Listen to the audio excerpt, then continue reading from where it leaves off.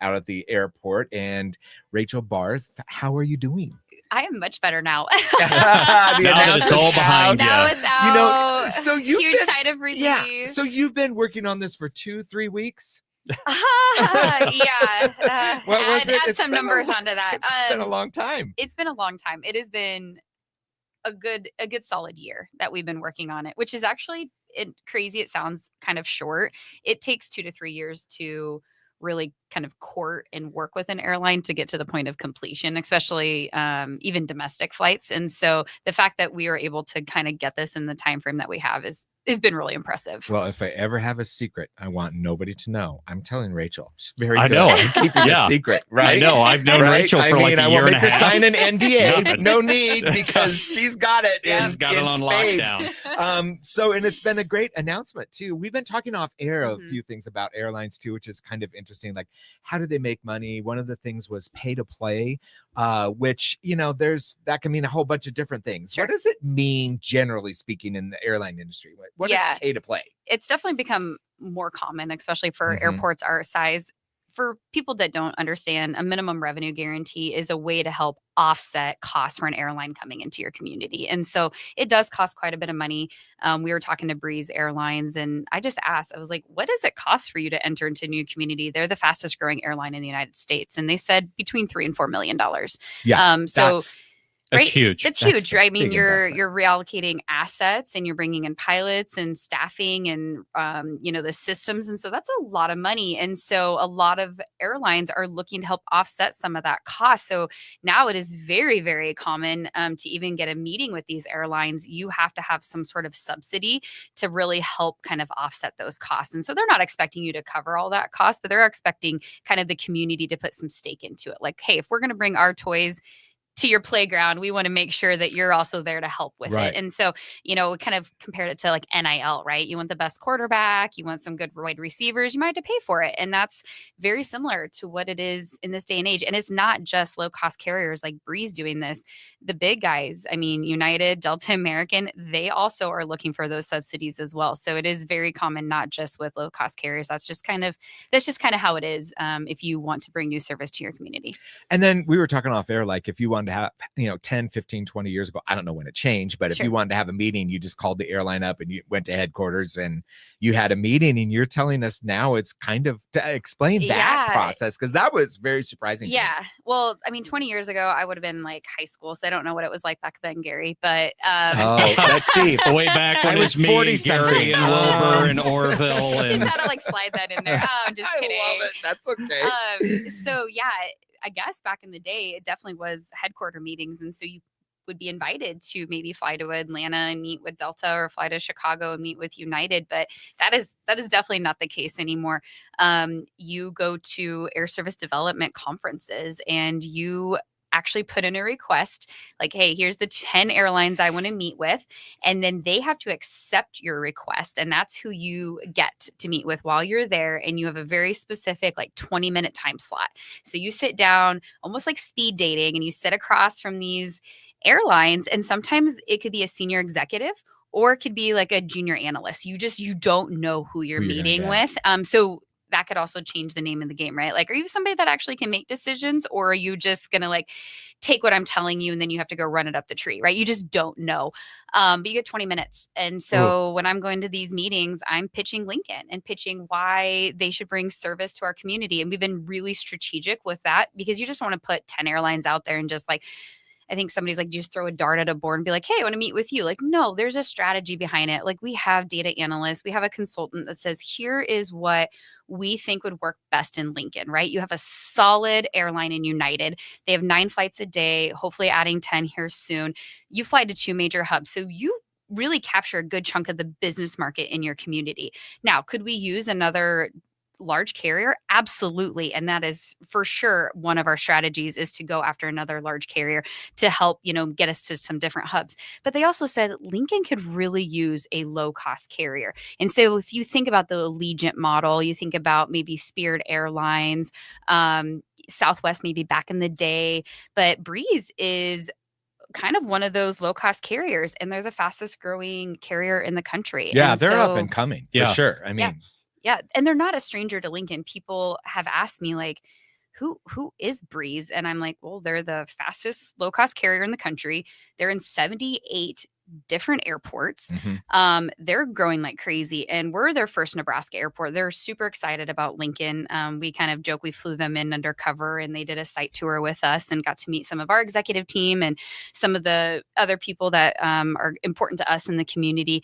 And they were like, Lincoln is what we look for. We love those secondary markets that we feel are underserved, very much like an Allegiant model. They fly twice weekly to really popular destinations. And so I really think that this is going to be a really nice addition to Lincoln.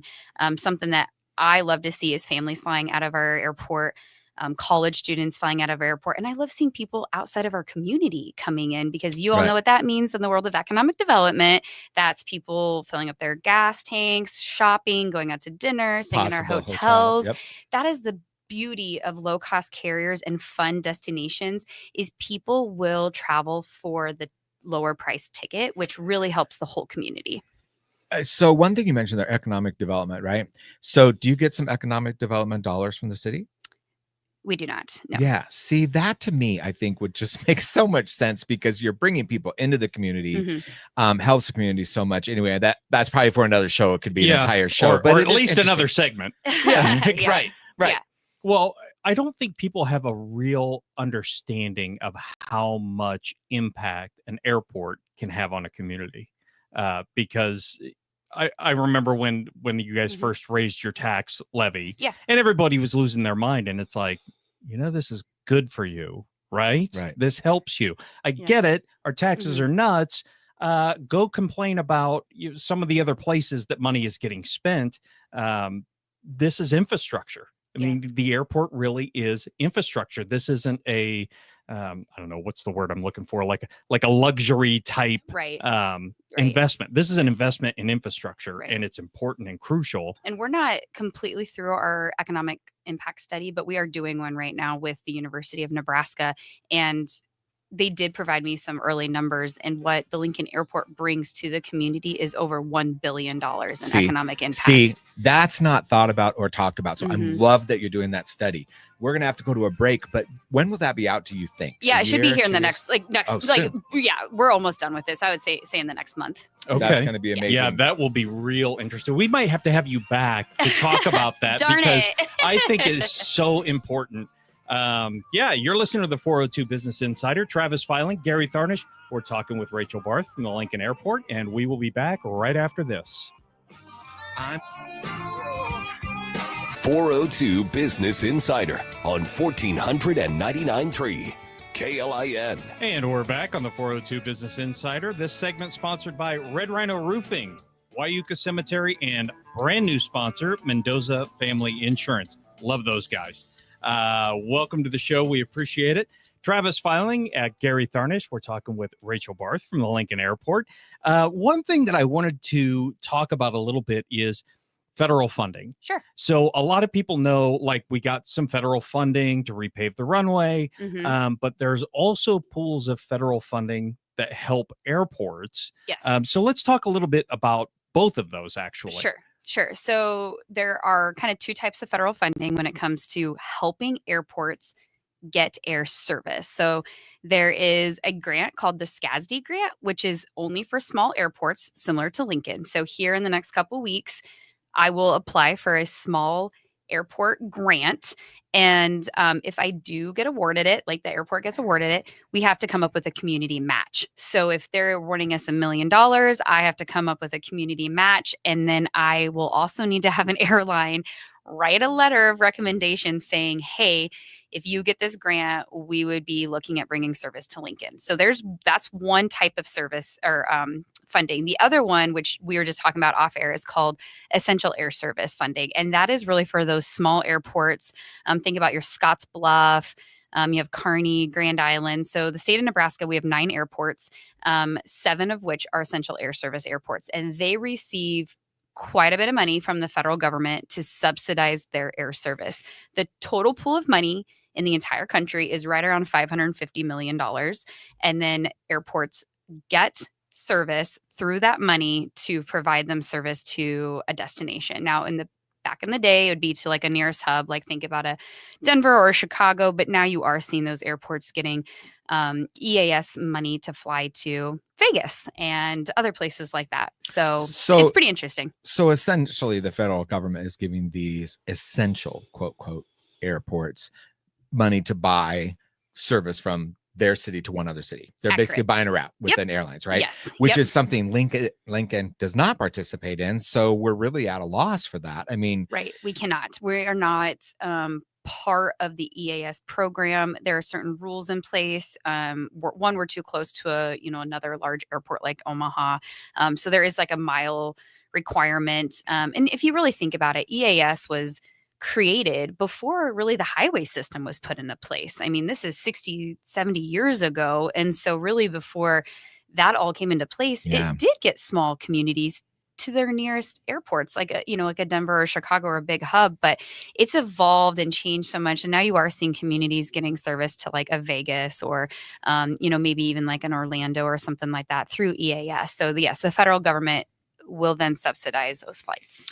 Okay, now you weren't even a twinkle in your parents' eyes when I bring this up, so let's just start with You don't want me to bring that up? Okay. We'll just start with that. I'm bringing it up. It's okay. I can remember going to a conference in Grand Island on a little puddle jumper flight that they used to have that came to Lincoln, so people could fly out of Lincoln years ago. This would have been like 81, 82. Mm-hmm. So it's interesting to just hear that comment to begin with. The second thing would be, hey, if we can get the state of Nebraska to redraw their lines for the state and we can put the airport in Iowa, would that help? I like that. I mean, I'm just throwing it out there. We're spitballing. Just move them over We're out there. spitballing. What would Yes. happen if we move dug them to another a state? trench in from river and then made the river? Yeah. Okay, Can we do that? There Would we that go. work? Let's do People that. always ask, like, Rachel, if you had a crystal ball, what would you do? I was like, move our airport further away from Omaha's airport.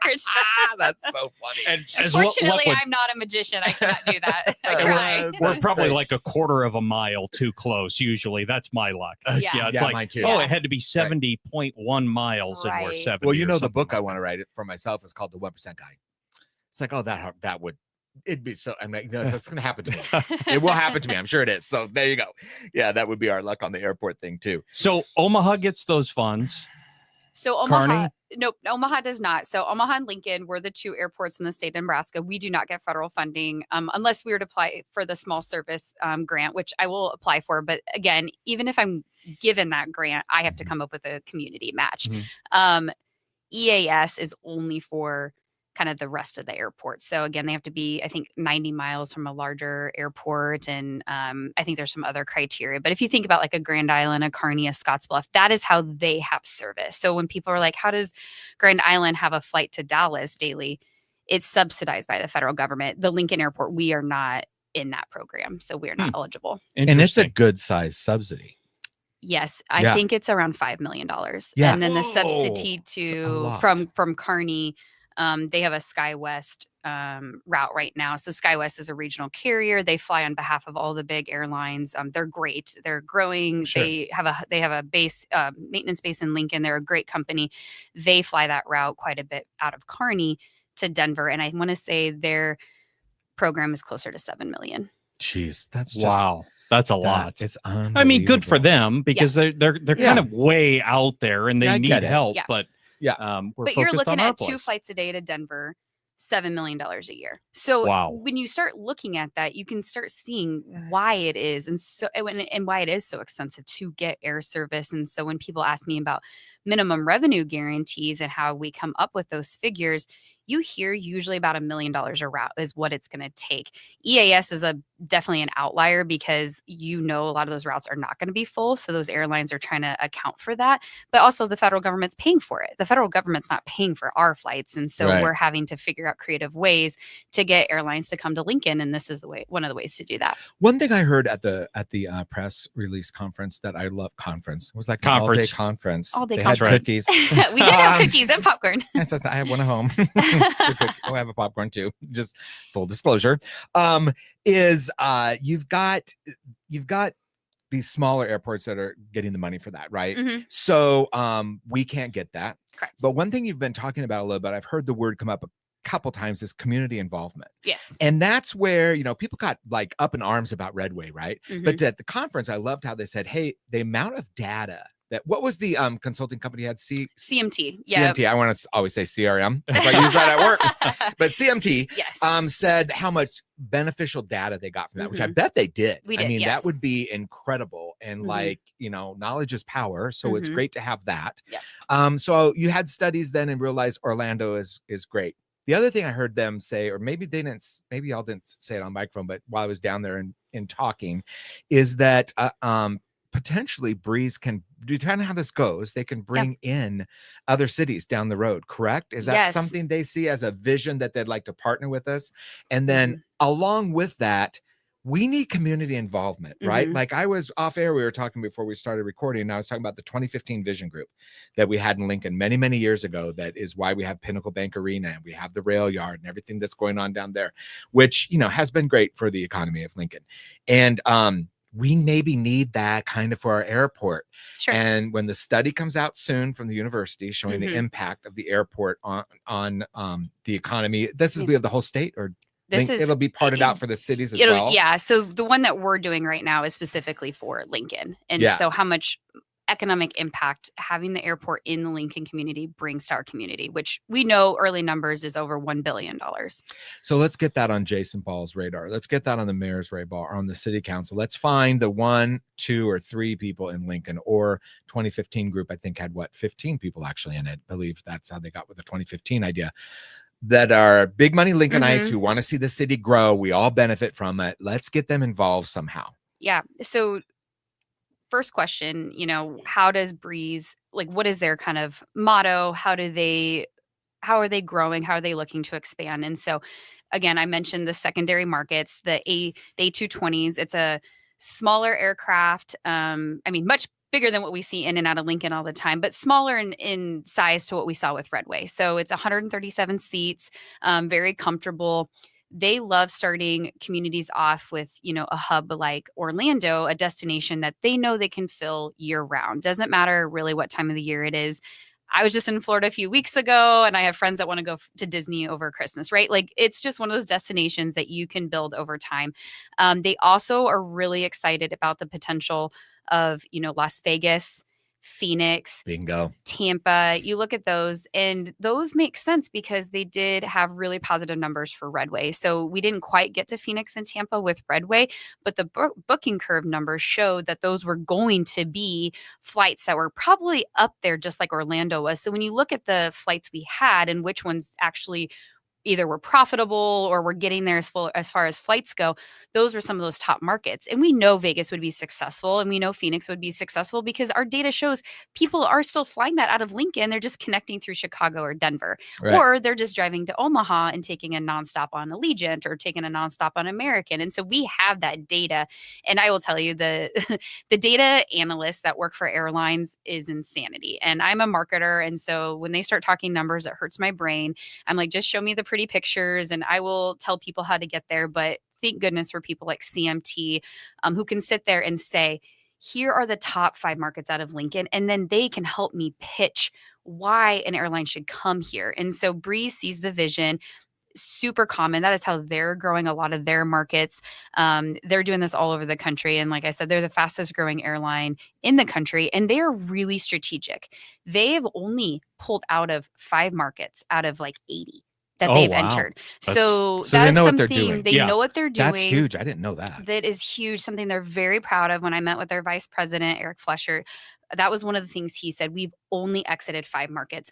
One, it was a mutual agreement and the airport did not want them in their community anymore. And the other 4, Southwest kind of squeezed them out. So it was like, you know, maybe a popular place for Southwest. Breeze came in, has some competitive pricing. And then all of a sudden, you know, you kind of get squeezed out by the bigger guys. That happens.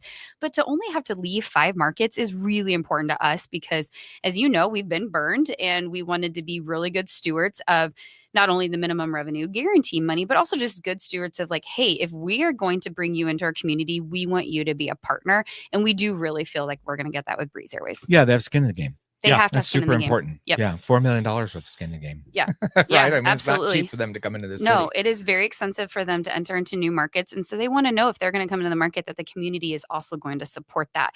And so what we say is new air service breeds new air service. And so if we can make sure that Orlando is successful and it gets off on the right foot, we could easily be seeing other markets get it added in the future. And I know people keep coming to me all the time saying, well, what about Phoenix? And what about Dallas? And what about this? And what about that? And like, trust me, they're on our radar, but we really want to be responsible.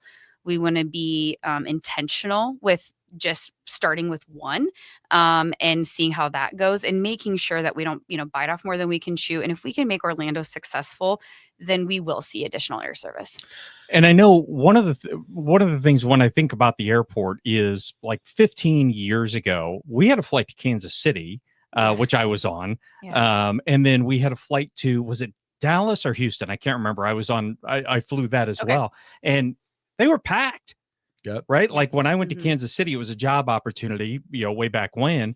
And I took a flight and like, oh God, yeah, this will be great. This will be me and the pilots, and no, every seat was full. Yeah. And I look at that and I go, what happened? Is it equip? I know there's an equipment shortage. I know there's a pilot shortage. Is that kind of? I think you're right though. It's a little bit of a mixture of everything. I wish there was like one simple answer. And I know, you're a pilot, Travis, and follow the trends. There's not just one answer. I mean, if you I go to these air service meetings all the time. So I sit down and there's just not that many airlines anymore. I think you were mentioning, Gary, all the different airlines that used to be in Lincoln kind of back in the heyday. And you're right. I think we did used to have 7 or 8 airlines, but you look at a lot of those and they've either gone under, they've been bought out, or they've merged. And so your opportunities start really dwindling down. If you start really looking at your big domestic carriers that make sense for Lincoln, you're talking about United. I mean, they're the number 1 airline in the entire world. We have them in Lincoln, and they fly to 2 of the largest hubs in the entire world, and we have them in Lincoln. You look at American Airlines and you look at Delta, and that's kind of it for the bigs. Southwest is having a little bit of an identity crisis right now. They're kind of in between. They're not quite low-cost carrier. They're not quite big, and they've really made some big changes lately. Yeah, it's going to get weird. We were talking about that earlier, right? That their Like, secret sauce is changing. I mean, yeah, big time. It'll be interesting to see how that plays out. Yes, and here's the thing. I love Southwest. When I mean, they grant us meetings. We talk to them, and people are like, "Grant, bring in Southwest, bring in Southwest." I'm like, I don't think you quite understand how this works. One, our population really needs to be closer to 1 million people for Southwest to be super interested in us. It's not them saying that we can't get there eventually, but we just are not the right kind of community for a service like them. But then you start getting into these what we call low cost carriers like an Allegiant and a Breeze, and like I said, we have Spirit and JetBlue. Then you start, Sun Country is another one that comes to mind. You start looking at some of those, or regional carriers, right? And that's where you talk about SkyWest, who does fly a lot for the big guys. Those start making more sense for Lincoln. Right. And so you start digging into where are their hubs? Where are they flying to? How big are their aircraft? And that's really where you have your consultants start helping you kind of slice and dice what makes sense for your community. Just because the city of Lincoln wants Southwest does not mean they would come here and be successful. So we're really trying to find an airline partner that understands, hey, we have this product. You have the community. We think this is going to work. And listening today to everybody speaking, or Tuesday it was when we were there, everybody speaking, I was like, love the fact that I really felt like this was strategically a strategic choice, that you really took a lot of the data. You really, not the, I wish we had, or can we get, or it'd be great if we had, and instead said, this is what the numbers say, right? Which is where a lot of businesses fail, right? Yeah. It's like they don't really technically look at the numbers and go, hey, we're losing money. Right. So I really love this approach. And I loved when the gentleman speaking from Breeze, I don't remember his name. Trent, he was their CFO. When he was saying, we're purposefully coming to Lincoln and we want to grow. Yeah. So it's like, okay, they've got skin in the game. They know what they're doing. They could have chosen to come in here and do 5 cities off the bat, but they didn't. And I think that's a very intelligent move, which I really liked hearing that. Right. And here's the thing. We didn't know, and I'll just call it out. We didn't know if there was going to be this Redway hangover, right? Like, this is the first airline announcement really we've had since that happened. And it was really refreshing to sit down with their executive team. And when they looked at that Redway data, say, look, they're like, the Redway model was off, too big, too fast. But a lot of the communities that they chose to fly to Lincoln will be successful in the right way. And so it's really like, it's not all lost. We use that data. We gave it to this airline and said, look what Lincoln can do. And really, that's why we're starting with Orlando. Well, we've got a break coming up here. So Travis Filing, Gary Tharnish, you're listening to the 402 Business Insider. We're talking with Rachel Barth from the Lincoln Airport, and we will be back right after this. Lincoln's entrepreneurs, one conversation at a time. 402 Business Insider on 1499.3 KLIN. Welcome back to the 402 Business Insider. I'm Gary Tharnish with my co-host Travis Filing, and this segment is sponsored by the UPS Stores, Complete Family Dermatology, and Western National Bank. Good group of guys there. We saw one of them guys this day. Yeah. Or when was the last week? Sometime we ran into him.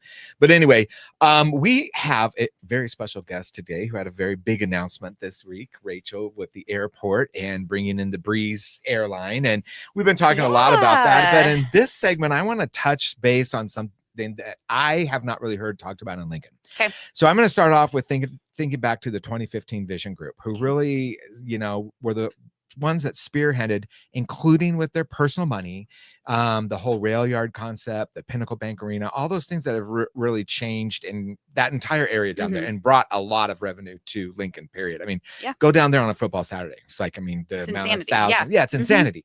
And so I would love to see that type of a group come together. So I'm challenging everybody's in that group. So like the Barons of Duncan's, I'll just throw out names, right? I'm doing that in the operation and the That's Pete's. a name. for Let's you. get together and do something for our airport, because I think the economic impact that the airport has on the city of Lincoln is something we really have not talked about. Yeah. You said the university is doing that report and should be out in a month or two. Yep, we're just wrapping that up. So I it should would be out love soon. to see something further develop with that. Maybe I'm sure this chamber will get a hold of it and everything. But when I think of economic development in Lincoln, I'm just shocked that you don't get economic development funds, because I think there are some smaller grants we can not enough. apply for, I'm just but gonna say not enough, because I can. I'm not you. Yeah, it's probably a good idea. Yeah, they can bring it back on me. But I mean, what do you think of that? I mean, I think that community partnership needs to happen. So what's really interesting is, if you know me, follow me on social media, people laugh like, why do you even have a home? Because I'm gone all the time. But part of taking over air service development is going and, pitching Lincoln to these airlines. But the best part is I get to meet other airports and I get to meet other professionals. And I always am asking, how did you get this service? Or how did you get your community to support that? Right? Like, this doesn't have to be a difficult concept. There's other communities that are thriving, that are our size, that are getting service. How are you doing it? Are you getting funding from, a couple people? Do you have your university helping you out? Do you have your chamber? Is your city? Do you have state? And it is a mix of everything. Some states have state funding set aside for air service development. Some cities have set money aside for air service development. And there are communities. I talk about Lansing, Michigan quite a bit. One of our past board members actually used to be the executive director in Lansing, Michigan. And then he was on our board of directors here in Lincoln. And his name is Bob Seelig, great guy, still around. He was at our event on Tuesday. Him and I talk all the time. And I'm like, Bob, how did you do this in Lansing? And he got me in contact with Lansing. And they too are a taxing authority. It's very similar makeup to Lincoln. And we talk about it, but they have a group of businesses and people in their community that, one, have signed a pledge to fly Lansing first. And I want to say maybe the price difference is about $150. We'll fly Lansing if it's within $150 of, our next nearest airport. Maybe it's Detroit or whatever is next to them. And we say that too. You should look at Lincoln, especially if we're within $150 of Omaha. The other thing that they did is they asked this community group to get together. And it's almost this like separate funding group. It has nothing to do with the airport, but it's just these group of business people who are like-minded, that understand that your airport brings so much economic development and impact and jobs to your community. And this group is helping to fund some of those efforts. So maybe it's advertising that new airline. Maybe it's coming to money at the table as a community match. And that is what that community group is doing now. The airport can raise their hand and say, hey, we have the data. We can tell you who we've been talking to. But it's really this community effort that is coming together and says, we want another destination, or, hey, we have a business need to fly to Dallas. And so a group of people that can get together that can show a business need to Dallas are really at the forefront of getting these airlines to the table. And so if you think about all the efforts I'm putting in the airport and the board and what we're doing with our consultants, and then if you start getting these community groups to really buy into what you're doing, you could see Lincoln being unstoppable. See, I'd love to see that. Oh, I would too. So is there a beginning of a community group here in Lincoln? I think there's some talks of that starting for sure. I would say as an airport employee that there are some fine lines with that because I cannot use airport revenue to help incentivize an airline. However, community can. So really any dollars outside of the airport can be used to help incentivize an airline because that is outside of the FAA's kind of parameter. And so anything can be done. Has there been some initial discussions? I think so. I think we have some current board members that are really looking at doing that, having discussions, like you said, with the Lincoln Chamber and city folks. So I think there's some starts to it. But I don't know if there's anything that's actually been like formalized yet. Interesting.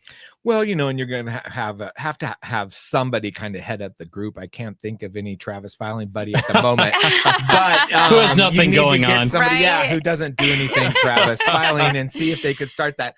But you're not voluntelling him to do something because that's my role. That's my role is to volunteer people what to do. That's a new word for me. I love That's that. new for you? Voluntelling. Yes, I'm voluntelling. Just ask my husband. He gets voluntold all the time. Oh, Yeah. I'm sure. Right, because you're gone half the time too, right? It's like It's true. you're volunteered to take the kids here and there. Yeah. But I love the concept, right? I mean, Yeah. and this, what did you just say that you kind of have a preliminary idea of the impact financially the airport has on the city of economic? Yeah. So we know initial numbers are showing over $1 billion is what the Lincoln Airport brings to the community. So, I mean, if you really think about it, right? I mean, you got Duncan Aviation out there, the largest, privately owned FBO in the entire country. Great tenant of ours. You got the National Guard and the Air Force and the 155th out there. And then you have companies like Timty Trailers that just invested in our airport as well. They just built this beautiful new $20 million building. They have more infrastructure going in. We have plans to keep building out the industrial park. And so you have these tenants and these people and these jobs. And every time you do add air service, I mean, us just adding one flight to Denver was a $3 to $5 million positive impact on the community. Just one flight. We went from 4 to 5 flights. That one flight is estimated $3 to $5 million. So even bringing Breeze in with Orlando, I mean, that's even going to be bigger. And so you really start looking at how important air service is to your community. And it's almost like, why are we not doing more for this? Yeah. Yeah. And one thing that I would love to do too is you had a speaker. Now, this was about a year or so ago. I think it was out of Minnesota, maybe. Okay. I can't remember his name, but he really got into the nuts and bolts of air service, how airlines work, how they come to communities. But then it was also about the impact. What was... Yeah, he was one of our national speakers, and I'm drawing a blank on his name right now, but he came into Lincoln and really just deep dived into like how air service development works, talked a little bit about Redway, talked a little bit about United Airlines and what works and what doesn't work. And I mean, I think you're right. I think at its core, a thriving community needs a thriving airport. Yeah. And a thriving airport needs a thriving community. And one thing we heard on Tuesday is Lincoln is growing. I mean, it's a steady growing population. You have a lot of people interested in moving here and growing here, but air service can be a hindrance. It can be a hindrance to businesses. It can be a hindrance to the livelihoods of families because they want to make sure that they can take affordable vacations and that they can get to where they need to go. I see it all the time in real estate, people moving here. That's a big issue. And sadly, what I hear them say is, well, Omaha's close enough, we'll be okay. So yeah, it is an issue. It's huge. And it's not talked about a lot, right? Right. I mean, like, this is the first time I'm talking about it and thinking about the importance of having that community support in that way. Right. One thing I think most people are missing too is Omaha is starting to price Lincolnites out of the market because there is a cost to driving there. It's not a big deal. It's time. It's a little bit of gas, but then their parking is through the roof, and don't get delayed there. Because the last time I was there, I think they had like a Blimpie or something. I went and got a sandwich and some chips. I think it was like $28. For hotels. Yeah. Because their flight leaves at 6 a.m. Nobody wants to get up at 2:30, get the kids ready. So you go up, you have a hotel stay. It's interesting. I think if you could get an impact to include that, I bet you'd be like, it's so much more costly to fly out of Lincoln. Well, I remember. So this was back in November, I think it was. Tom Stevens and I were getting ready to go to a Browns game. Yeah. Had to go to Omaha, and then they canceled the flight. And we're 2:00 in the morning, drive to Omaha, drive home. I think the whole thing cost me $100 round trip. Didn't even get to see the game. Right. Didn't even get to Yeah. leave Nebraska. So Aw, Right. dang it. unbelievable. Well, you're listening to the 402 Business Insider. Travis Filing, Gary Tharnish. We're talking with Rachel Barth, and we will be back right after this. Where Nebraska business owners tell their story. 402 Business Insider on 1499.3 KLIN. And we're back on the 402 Business Insider. Gary Tharnish, Travis Filing, in here talking with Rachel Barth out at the Lincoln Airport. One thing that I look in, something that's obviously near and dear to my heart is cargo, because I used to fly cargo way back in the day. And I look at Lincoln, and it's tough because I know, just because I was in the industry, I am not anywhere close. I know how to get cargo from Lincoln to somewhere. That's my knowledge on aviation. I don't know the mechanics of it all, right? Right. But I look at Lincoln and I go, we are smack dab in the middle of the country. We have highway systems going north, south, east, and west. We have railroad systems, massive switching yard here. And of course, we have a runway that's, 30 miles long, something like that? I mean, close. 2 of the largest trucking companies. Right. Werner and Crete Carriers. Yeah. Right here. And I look at that and I go, why aren't we I mean, FedEx should have built here. I think you'd agree with that, right? Yeah, sure. Who needs FedEx, Memphis? Amazon, I mean, any of them. If they want to come and build, we're open for business. Do we do a lot of cargo here? No. No. Is that something virtually none? I think we did back in the day, but it has not been something that has really. I'm not saying it hasn't rose to the top, because it is a topic of conversation, right, all the time, especially right after the pandemic, when a bunch of cargo was exploding, right? Because everybody was online shopping. I was one of those people. Oh yeah, and they were. I mean, it was expanding. It's kind of gone back down. I think maybe normalized a little bit. Maybe they're not seeing as many fulfillment centers popping up, but it is definitely a topic of conversation on how can we as a community, because it's not just an airport thing. And that's why I try to hit home. It's not that the airport's not trying. It really is a community effort to get a cargo company interested in coming and building at your airport. We are situationally perfect. Like you said, we're middle of the country, really close to a couple major rail yards. We're right off the interstate, close to downtown. We have a 13,000-foot runway that's about to get renovated, and it'll be nice and beautiful and can handle pretty much any size aircraft that you could have a imagine. 777 or a 747. I know that can land shuttle. It was one of the space shuttles. Or the space shuttle. If it needs to come back, it can. You're right. I think we check a lot of the boxes for a cargo carrier. I think we're looking at doing like a cargo feasibility study as probably the next step of like who makes the most sense and where are we at in that pecking order of, and what are they looking at? That's probably the big missing piece is we're not exactly sure that secret sauce we talked about earlier with air service. Where does cargo fit? How are they picking their airports and their next move? But it is definitely something that is part of our strategic plan is to have it, because we have the space. Yeah. We have the space, which is a lot of airports don't. I mean, we're so incredibly lucky to have 3 runways. We have Gary and I were just talking about this. We have one of the largest industrial parks in the entire country. Thriving enterprise park area with businesses all the time looking to come here and looking to expand. And it's such a hidden gem in our community. And I know both of you have kind of been in the real estate world for a while, but that's one of the big moves we just recently made was hiring, like a third party to help us market our industrial park, because it is really hard to do because you can't own the building, but we can get leases extended out to, 50 plus years. We don't pay property tax. We're zoned industrial. We have these really great, areas in our industrial park that are shovel ready. Mm-hmm. And does like cargo outfits, are they similar to airlines that you have to guarantee them something, or are they just looking for, look, give me 20 acres for $1 a year lease or something like that? I do think they're definitely price sensitive. And so I definitely think that affordability is a big one. Being able to get in and out of the airport easily, the long runway is going to be something that definitely helps us. I think one of the things that could maybe hinder is our population size. You think about some of those larger airports and where they're building at, it's, a bigger city, more people. Housing's available. Labor 'cause a lot You of two people need are to have moving more in. kids. I am on. not having any more get going. kids. No more here. But labor for sure is always something that, even when we opened the maintenance base for SkyWest, they wanted to know, where's your closest A&P mechanic school? What does your unemployment rate look like? Because if we're going to bring our business to Lincoln, can we get people to fill those slots? Yeah. And that's Everybody's challenge. Yeah. everybody's challenge. When it I know comes to Duncan those.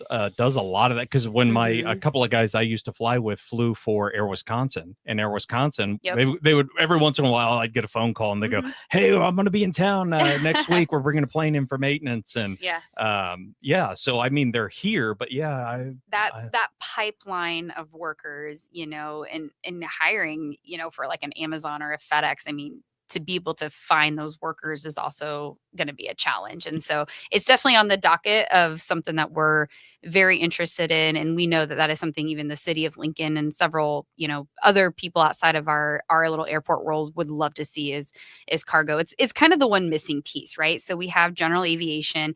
We talked about Duncan and Atlantic. We have Silverhawk, Halero. We have some great tenants. Our industrial park is thriving, one of the biggest in the country.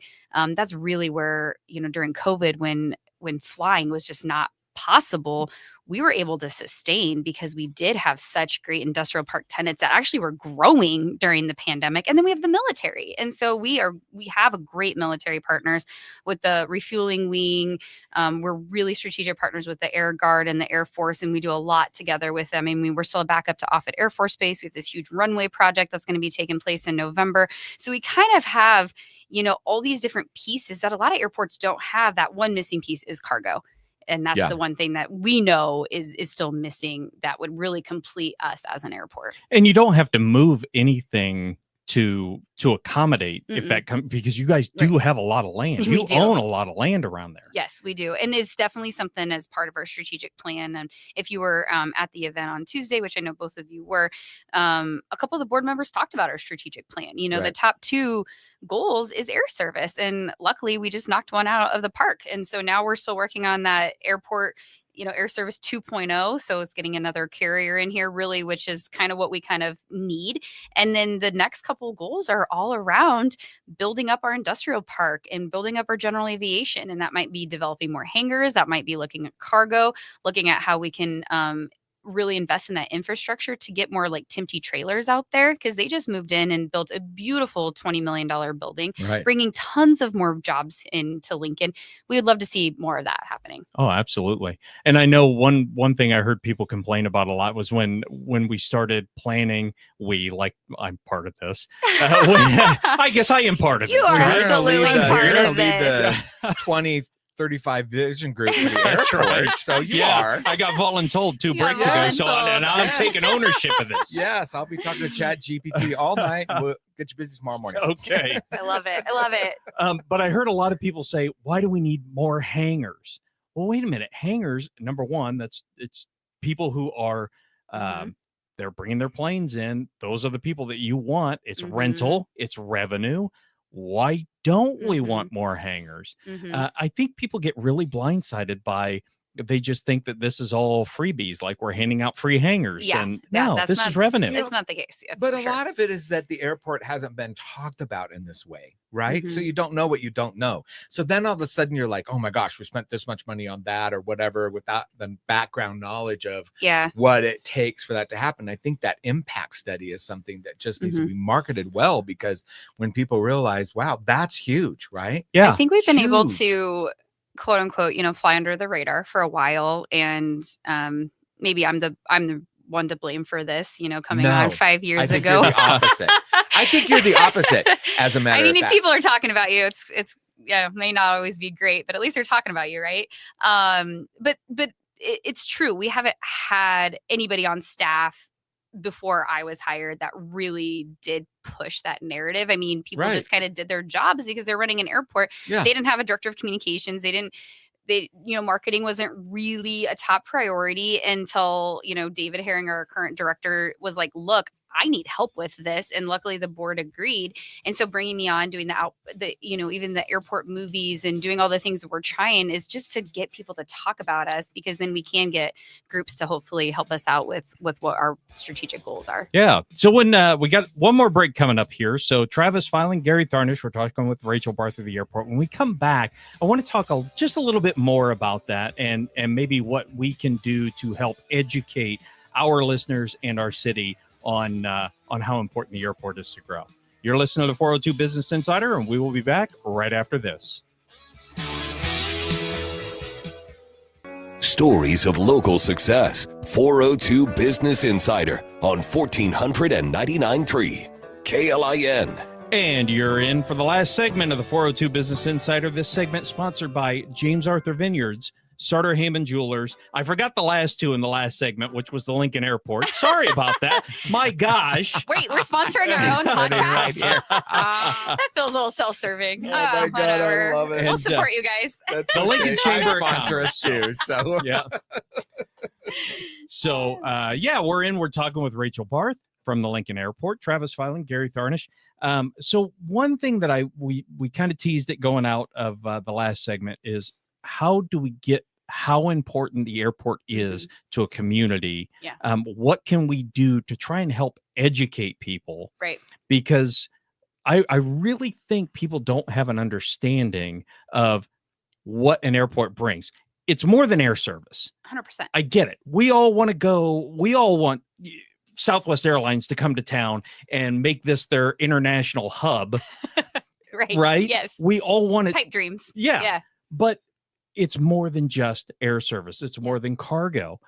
How do we get these people educated to understand that when the airport needs money, we need to give it? When we are sponsoring, I'll say it, when we have a library that we're spending $40 million, and I'm not throwing shade on the library. I love the library. But we're spending $40-50 million on a library. Could you imagine what the economic impact would be if we spent that money at the airport? How do we educate people that it is so crucial for us to get behind the airport and support? We need to talk about the airport more. I mean, when I'm thinking back 10, 15, I mean, I've been in Lincoln 64 years. I can't remember the last time that we ever really talked about the airport that much. You know, Rachel, you've done a fantastic job of bringing it to the forefront. You really have. And that's what it takes. There needs to be a voice, somebody out there that's, willing to take the bumps with it too. I'm just going to say the idiots who attack you because they've done no research, so on and so forth. I mean, a great example, for example, is comparing flights, right? I can show you a flight today out of Omaha that's going to save you $1 bazillion out of Lincoln if I'm really choosing weird flights. If you really get in there but we travel a lot, and we're always finding it very, very, a lot of times within $100, 150, 125. If we could get everybody in Lincoln to say, look, would you please fly out of Lincoln if your ticket is within $125 to $150. If you're looking a lot, I don't know what the statistics are. I know a lot of families fly. My family's always did. But a lot of times I see couples. It's one or two people, two business people traveling together. The two of you for a savings of $200 are going to drive to Omaha. Hope your flight isn't canceled. If it is canceled, it's a late flight, and then you spend the night, and then you got to eat while you're there, and you're eating the airport, and then you pay parking because you got to be there for several days. I mean, there is an untold expense. It's not like part of the comparison. All of a sudden you see, and you're going to have this additional expense to go to Omaha. If we could just get 25% of the population in Lincoln this year to choose Lincoln over Omaha, the impact would be incredible. Right. So our leakage is pretty high, as you can imagine. I mean, it's probably close to 85% of our people who should, quote unquote, fly through your airport, go to Omaha. And, I'm not unrealistic. I have children. We fly. If you can get a nonstop for an affordable rate, I get that. I 100% understand what that means to be able to fly nonstop, not have to connect through a larger airport, things like that. Especially with with kids. 100%. And that's why I think this Breeze Airways flight for Orlando, and hopefully more in the future, is going to be so important to families in our community, because now we can use our airport, which is great. I mean, I'm a huge, family person and really want more people to fly out of our airport. But we are predominantly a business airport. You know that. I mean, it's business folks that are flying in and out of our airport to major hubs like Chicago and Denver. And really, United adding in more flights, more capacity is really beneficial to us. We already kind of talked about the economic impact, but you're right. Our parking is so much cheaper. You can get dropped off at the terminal. You don't have to park if you really want to. You're not standing in line forever. Our TSA can get you through. Our max time is 5 minutes. And so I think, when you look at those type of things, it is incredibly crucial to support your local airport. And yes, I would love to get everybody in Lincoln together and be like, hey, look, like we do bring over $1 billion to Lincoln. And outside of just flights, we have general aviation and we bring a lot of jobs, and you look at our industrial park, and you look at our military, and you look at all these tenants that really do rely on us. It can get really expensive, but the benefit is so big, and it's not just Lincoln. I mean, we are getting recognized, and I was mentioning this off air to the two of you. I sit on committees, and so does a lot of us on the executive team. We raise our hand on these national committees to say, I will go sit on this committee. So just 2 weeks ago, I was in New York City sitting on a committee for Airport Council International, meeting with the FAA, meeting with the TSA. I mean, meeting with the people that really do help you make decisions. And I'm sitting right next to the people running LaGuardia Airport or Tampa International and these large, large airports. And I am the small airport representative. So when I'm out there speaking on behalf of Lincoln Airport, it's not just Lincoln. It is all small airports that really do rely on this system, rely on the FAA, the TSA, rely on their communities to support them. Because guess what? Who are feeding? You hit the nail on the head, Gary. How are these large airports?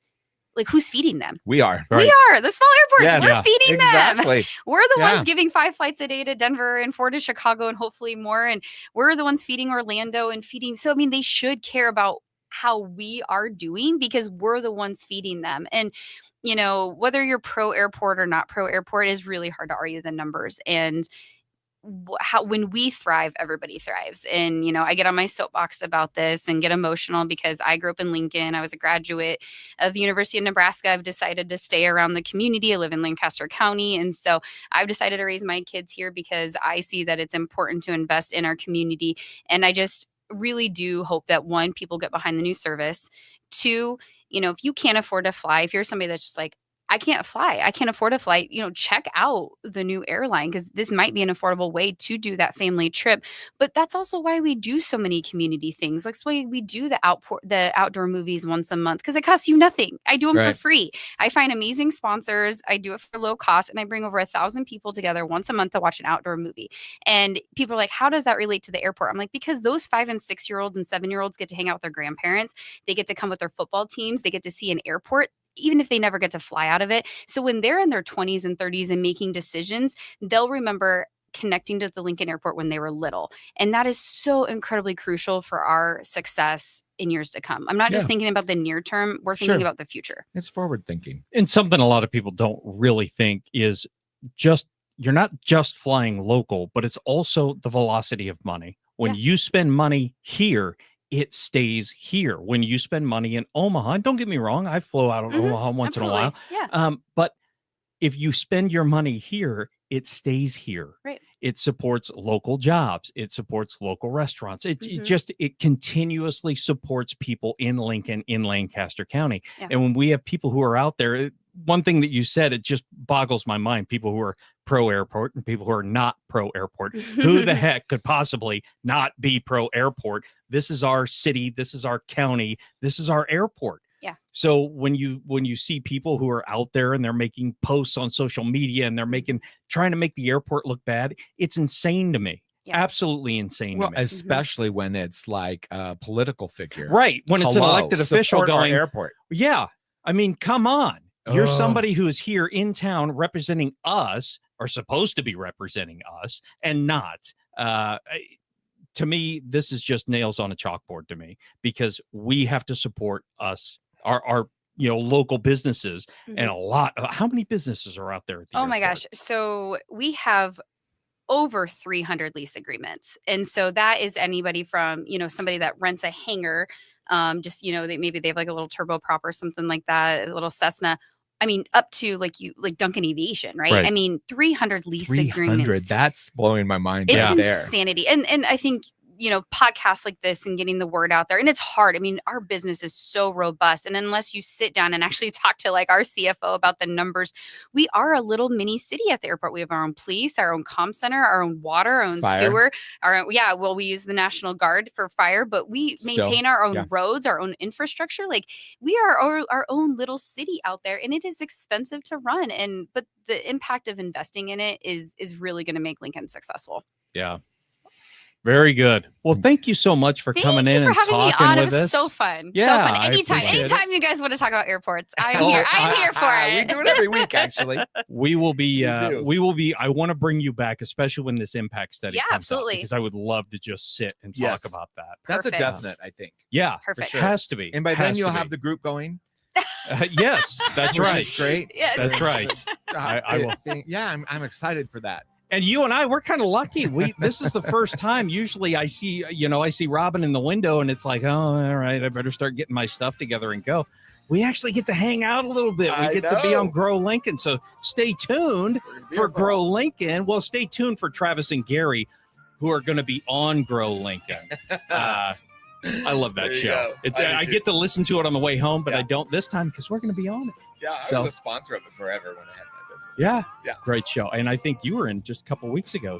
So, all right. Well, you're listening to the 402 Business Insider. Travis Filing, Gary Tharnish. Stay tuned for Grow Lincoln. We'll see you guys next week.